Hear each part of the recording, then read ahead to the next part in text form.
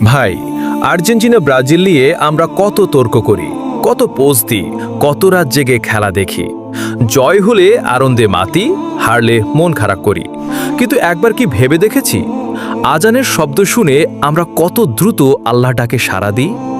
Football দেখা বা কোনো দলকে সমর্থন করা ইসলামে নিজে থেকেই নিষিদ্ধ নয়, কিন্তু যদি খেলার কারণে নামাজ ছুটে যায়, কুরআন পড়া বন্ধ হয়ে যায় বা গালাগালি, ঝগড়া আর বিদ্বেষ বেড়ে যায়, তাহলে আমাদের নিজেদেরকে থামিয়ে ভাবা দরকার। মনে রাখবেন, কিয়ামতের দিন আল্লাহ আমাদের জিজ্ঞাসা করবেন না আপনি আর্জেন্টিনার সমর্থক ছিলেন নাকি ব্রাজিলের। তিনি জিজ্ঞাসা করবেন আপনি 5 ওয়াক্ত নামাজ আদায় করেছেন কিনা, হালাল হারাম মেনে চলেছেন কিনা, মানুষের হক আদায় করেছেন কিনা।